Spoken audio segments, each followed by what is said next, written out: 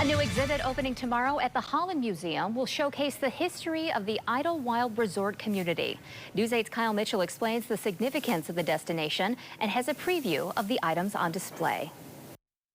Tucked away in rural Lake County is a vacation spot with a history that is often overlooked. It came about in the early 1900s, and it was really a reaction to the Jim Crow movement. There were so many places that black people, African Americans, could not go.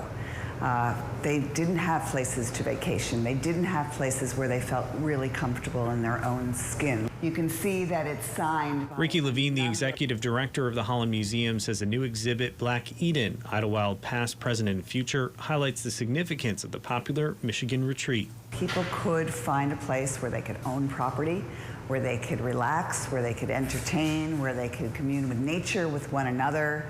It's a very faith-based community to start with, and that's really the origin of it, and it thrived. The items on display are on loan from a man who grew up in the area and inspired the museum to have an exhibit dedicated to the community. I was fascinated because I'm not from around here, but it's interesting. The more I talk to people that are from around here, they don't know about Idlewild. Idlewild was listed in the well-known Green Book, a travel guide for African Americans that listed safe and welcoming places during a time of segregation. And it was middle class black people, for the most part, were coming from different parts of the country and learning how to get to different places where they could be safe and be safe along the route.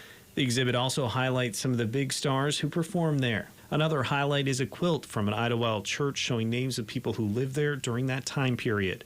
Curators hope the variety of items will make a lasting impact on those viewing the display. Also to get a sense of the why.